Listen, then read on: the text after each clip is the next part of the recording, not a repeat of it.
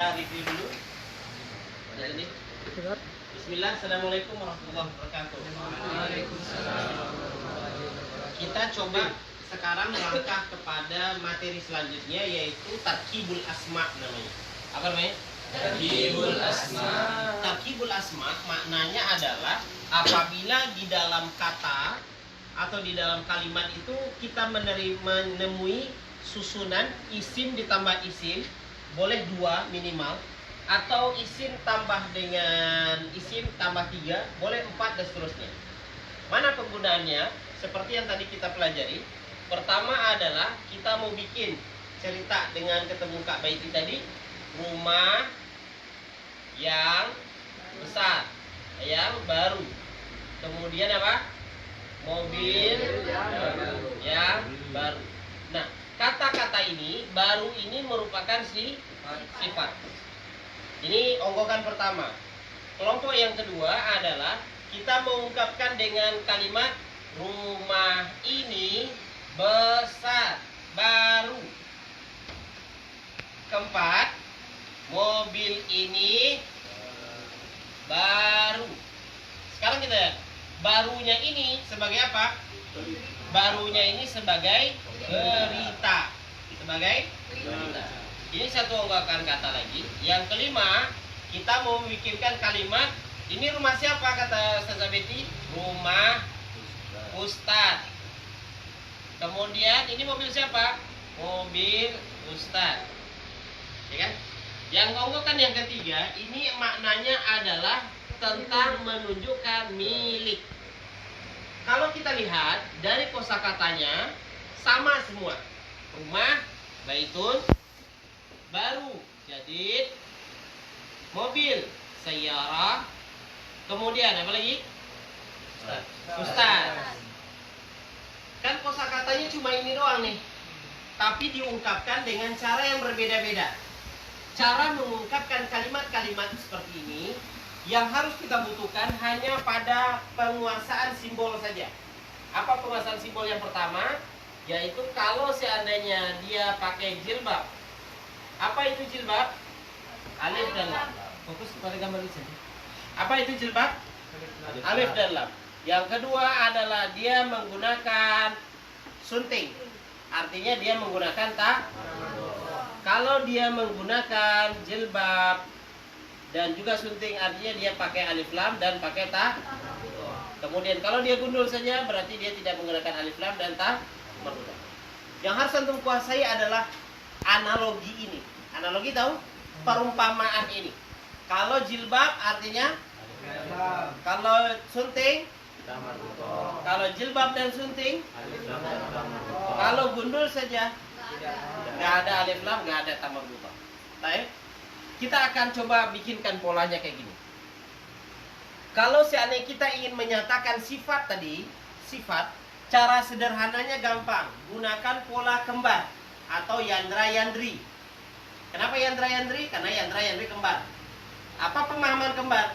Segala sesuatunya wajib sama. Betul enggak ya? Cuma satu aja mereka yang nggak sama. Apa mereka yang nggak sama? Yandri motornya NMAX, Yandra motornya Beat gitu. Panas. Habis ini kena marah mamanya. Artinya adalah kalau seandainya kita ingin menyatakan sesuatu kata dalam bentuk sifat, maka bentuklah seperti pola kembar. Gimana caranya? Antum mau pertama pakai alif lam, yang kedua juga harus pakai alif lam. Yang pertama pakai jilbab, yang kedua pakai jilbab. Yang pertama tidak antum kasih jilbab, yang kedua juga tidak boleh dikasih jilbab. Contoh, al-baitu al-jadid. Baitun jadidun. Atau sama-sama pakai tamar butoh, sayyaratun. Nih, ini pakai tamar butoh kan? Pakai sunting kan? Maka dia juga kedua harus pakai sunting. Sayyaratun jadidatun. Paham? Kalau dikasih alif lam, as-sayyaratu al-jadidatu. Paham maksudnya? Paham? Begitu juga dengan harokat. As-sayyarata al-jadidata. As-sayyarati al-jadidati. Paham? Sayyaratan jadi, sayyaratin jadi dah. Paham maksudnya kembar? Bagaimana cara menulis? Gimana cara menulis? ungkapan ini. Cara menulisnya Kak Betty nanti ketika ngajar, cara nulisnya jangan kasih alif lam dulu, jangan kasih ta marbutoh dulu. Tulis kata dasarnya. Rumah baitun, baru jadidun. Baru kalau mau dikasih alif lam, kasih alif lam belakangan. Tadi apa? Alif lam dikasih belakangan. Sayyaratun jadidun. Jadidun dulu. Ya. Terus mau dikasih ini kan pakai ta marbutoh, maka tambahkan belakang ta marbutoh. Kan itu jemaah. Nama kaedahnya ini adalah yang pertama namanya man'ut atau yang disifati atau yang punya sifat. Yang kedua namanya nah. Baru ini sifat dari siapa? Baik, rumah. Paham? Jadi kalau mau menyatakan sifat, bikinlah dengan pola kembar. Cara menerjemahkannya ketika ketemu yang kembar. Nanti cara menerjemah ketika di dalam baca kitab ada pola yang kembar. Tambahkanlah dengan ya. Tidak boleh ditambah dengan sa. Ya, kalau ditambah sa nanti lain arti. Yang kedua, kita mau mengungkapkan kalimat dalam bentuk berita. Apa pola yang kita bikin? Kakak, adik. Kakaknya pakai jilbab? Ya. Rifki pakai jilbab? Tidak. Kalau Rifki pakai Rifkah namanya. Maka cara bikinnya adalah yang pertama pakai alif lam, yang kedua tidak pakai alif lam. Gimana cara nulisnya, teman-teman? Tulis dulu kata dasar. Baik dulu, jadid lagi. Baik dulu, jadid lagi. Baru ditambahkan dengan alif lam. Al-baitu jadidun. Ingat ketentuannya. Selama seorang itu pakai jilbab, tidak boleh nangis. Ya. Ya Nadia, kalau udah pakai jilbab tidak boleh nangis lagi ya. Kalau mau nangis, buka dulu jilbabnya. Boleh nangis kencang-kencangnya. Apa artinya? Jilbab apa? Alif lam. Kalau dia pakai alif lam, nangis apa kemarin? Tanwin. Kalau dia pakai alif lam, tidak boleh nangis. Nangis itu apa? Tanwin. Jadi tidak boleh antum baca al-baitun. Masuk neraka antum nanti. Al-baitu.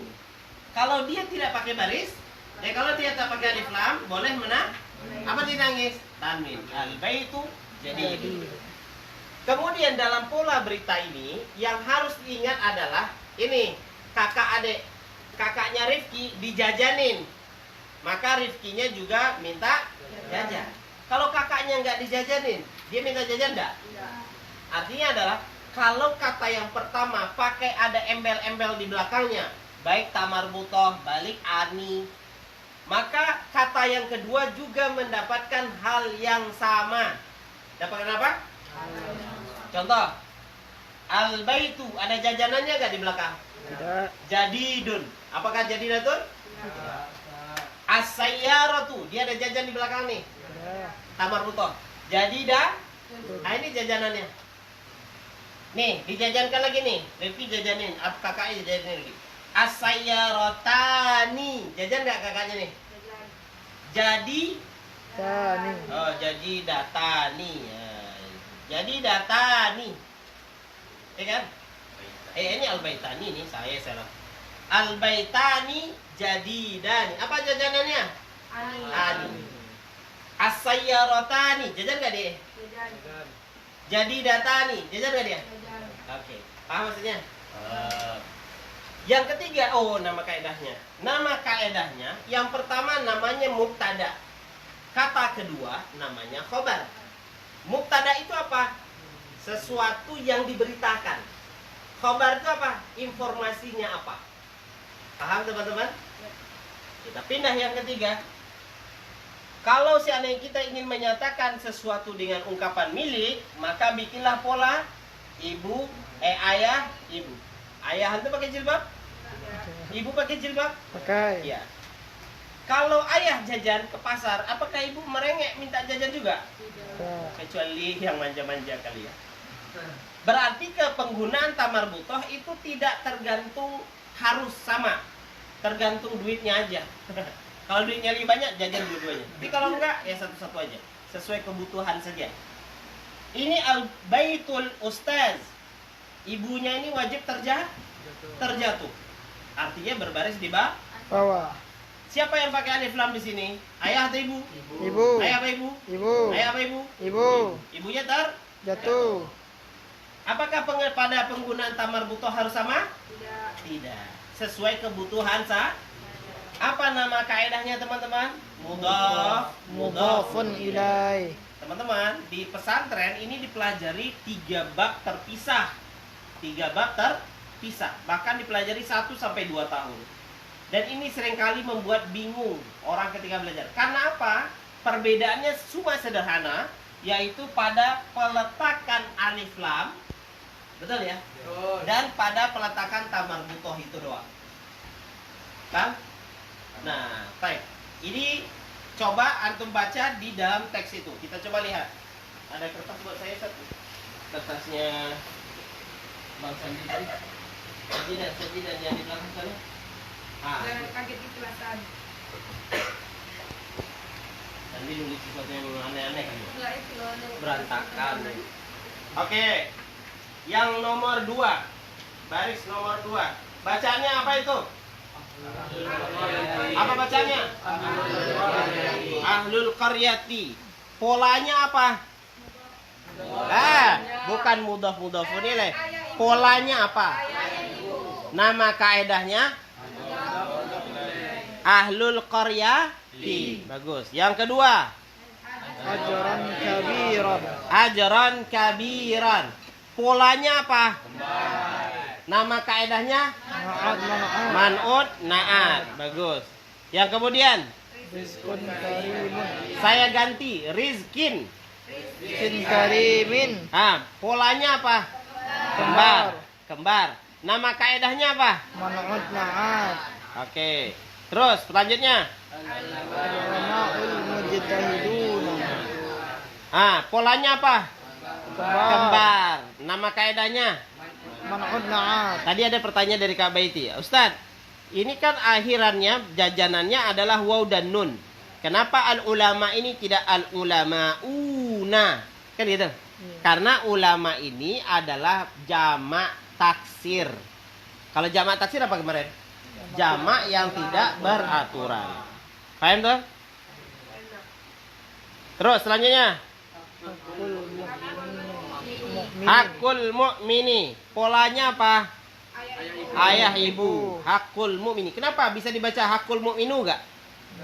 Tidak. Nama kaedahnya apa? Mudhaf. Al-mu'allimat itu ditinggalkan karena itu salah tulis. Lanjut. Ihsanun niyati. Polanya apa? Ayah ibu. Ayah ibu. Nah, coba lihat. Ibunya pakai sunting tuh. Ayahnya enggak kan? Nah, ihsan. Polanya ayah ibu. Nama kaedahnya? Mudhafun ilaih. Lanjut. Rabbul arsy. Nah, polanya apa? Ayah ibu. Nama kaedahnya? Mudhafun ilaih. Bagus. Paham ini? Nah, kalau tadi kan antum disuruh baca kata per kata. Sekarang sudah digabungkan menjadi frase dia. Paham maksudnya? Nah, lebih mudah bahasa Arab itu? Lebih mudah? Lebih mudah? Nah, belajar semudah senyuman. Karena tadi senyum-senyum aja kerja kita kan? Ya kan? Sekian, makasih. Assalamualaikum warahmatullahi wabarakatuh. Waalaikumsalam. Kepentingan konten aja. Tadi aku langsung Mana?